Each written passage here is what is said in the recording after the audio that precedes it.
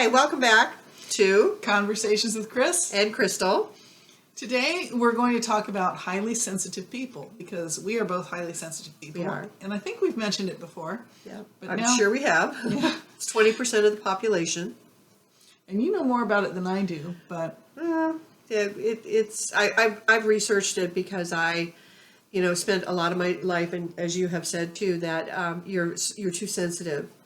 oh yes, people are always saying That was our that favorite you're part. too sensitive, you should toughen up and blah, blah, blah. And it's like, no, you need to not put your stuff on us. Right, that's exactly it. And that I know I grew up with, you watch too many movies, you have too vivid an imagination. And I'm saddened by that because now in my later life I realize how important it is. It's both a curse and a blessing. Yes. There's many wonderful aspects to it, and we wanted to talk about 5 ways to know that you might be an HSP, highly sensitive person. So what do we got to start with? So one of the things that might clue you in is you think about things deeply, which goes along with the too much of an imagination. Yes. It's too much for people. Most people look at you like you're weird. Why do you get so intense? Why do things stand out to you more than other people? They don't relate to it the same way. And certain things that bother you that other people are, what's the big deal? Yeah. Like neither one of us, we won't watch movies where animals get hurt. No, Or killed. can't do it. Yeah, can't do it. No, not at all. And so that is something to consider, that you tend to look at things more intensely and more deeply. And what I'm trying to, go ahead. Well, in fact, I was going to say, when I was still with my ex, his parents, we were staying with them, and they turned on Rob Roy. Well, at the beginning of Rob Roy, if any of you have seen it, there's a lot of horrible things that happen, and I could not watch the rest of the movie. I had to leave the room. I was crying, and the mom comes in later. His mom comes in after the movie's over. Oh, you should have stayed because blah blah blah blah. And she's telling me the stuff, and I'm just like, okay. No, we're good. We're good. We can do that.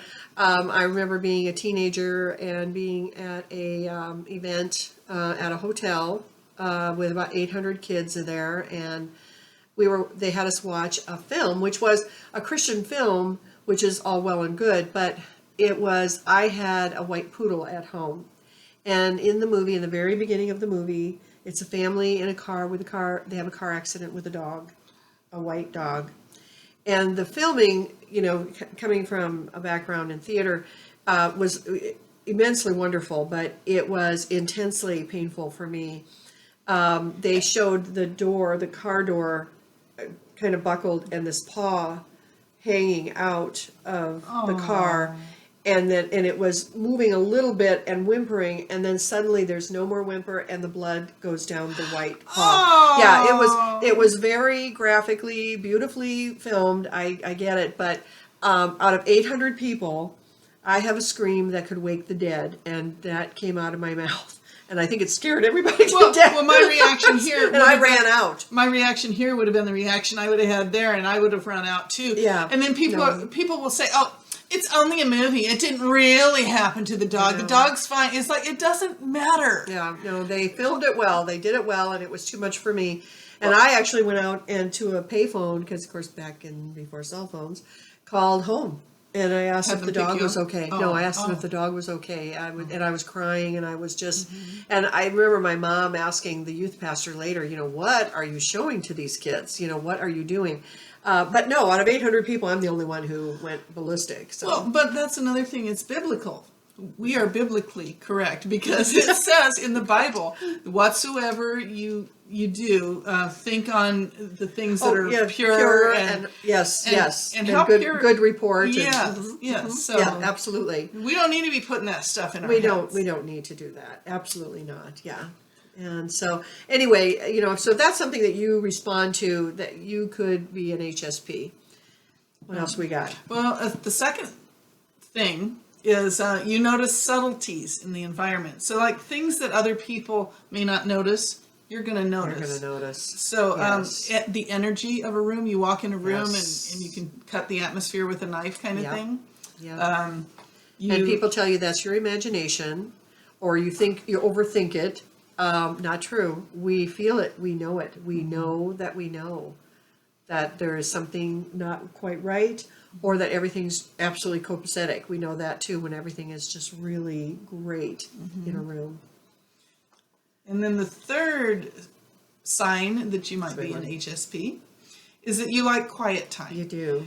Now, we're pretty extroverted, but we need our quiet time. Yeah, we need to be alone. Yeah, some people, they cannot be alone. I have a friend who, she can't be by herself. She has to live with someone. She cannot live by herself. She cannot live with just a pet. It has to be a human there with her. And to me, I'm like, I value living by myself. Yeah, no, I absolutely have to have time by myself and time to talk to God and consider some things. Okay, so the fourth sign that you're an HSP, Or could be an HSP, yes. Or could yeah, be. Yeah. is that you experience sights, sounds, and smells intensely. Intensely. That doesn't necessarily mean all the time, because sometimes you can block things out, if you really... Yeah, if you really want to, yeah. But you actually, to the plus side of that is you actually experience life more intensely than most people. Yeah, you see more colors than other people do. You do, and it's brighter, and things are, it's just more intense for you. You really appreciate, I went with my brother up north in the fall one year, and we were going to my grandparents' house on a lake. They had, it was pitch black out in the middle of nowhere up in northern Minnesota, and it was about 9 o'clock at night. We drove into the yard, and I got out of my side of the car, and he got out of the other side, and birch trees, they had tons of birch trees on their property, and they have their leaves rustle differently than other trees. They have a different sound. And so I got out of the car, and the stars were so bright, the moon was bright, and I said, listen to that. And my brother went, where? What happened? What are we talking about? And I said, Lowell, listen to the breeze in the trees. Oh, okay, let's go. Take that quick moment and appreciate whatever it is we're supposed to appreciate here. But we tend to notice that stuff in other people. It's not important to them.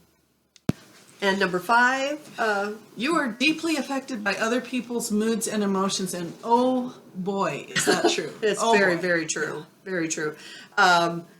You can't go to the store without picking up on everybody's stuff. In fact, some of them they don't even have to say anything. They can walk past you and you can feel the energy is so overpowering of them being depressed or being angry or being frustrated, or it takes a lot of energy out of you. It drains It's very you tiring, just to go to the store. And yeah. Well, that's another reason probably why I wear a lot yellow all the time, because yellow is the happiest color. Look it up. It's true. And, that helps elevate my mood and keeps me from going too far down when other people's moods are... Yeah, no, it really is. So we have a very special shirt here yes, today. I did want to show you my shirt, because this is so true. I saw this shirt. I was like, this is definitely how I feel right now. Okay. So I got this on Temu. I'm going to let God fix it, because if I fix it, I'm going to jail.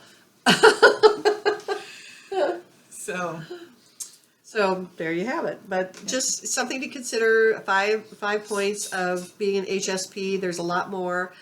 We tend to have a lot of empathy. We're very emotional.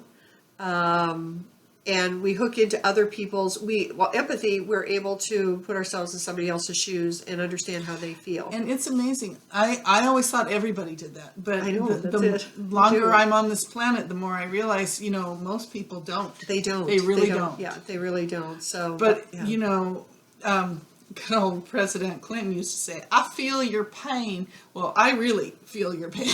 Yeah, and it's draining. It drains us. I worked with a lady a few years ago when I was at the ham store, and she would tell me these things, like she saw an accident in the street, and she would go into detail, and animals were involved, and I'm just not going to tell you because it Yeah. will make me cry again. And I started crying. Oh, I didn't mean to make you cry. I'm like, I cannot hear this. I told her that 5 times. I cannot hear this. Don't tell me this. Yeah. And so what happens the next time something happens to an animal in her life? She starts to tell. I said, don't tell me.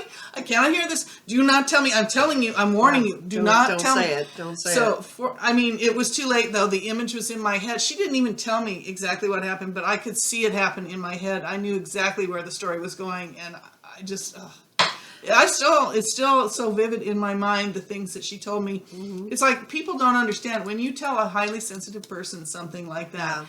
We experience it for years. Yeah, So we do for a yeah. very long time. Of highly sensitive people, or HSPs, in the population, like I said, they're 20% of the population. They always thought they were introverts. They're finding out that half of them are probably extroverts as well, that have the sensitivity. But Elaine Aron is the, I believe she's a PhD. Yes.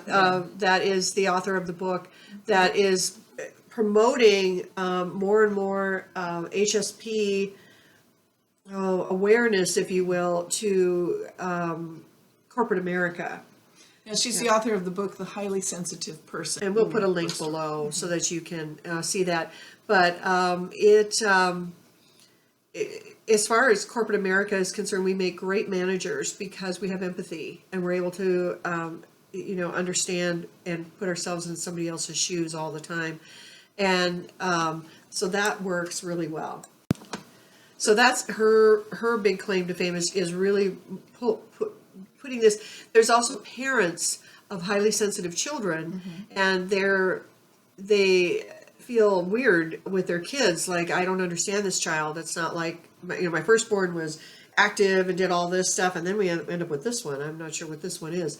They're very creative, extremely creative, yes. highly creative, and so he's the parents have learned from the information from Dr. Aron that you can learn how to just work with your child who's a highly sensitive person, and that's okay, not a problem.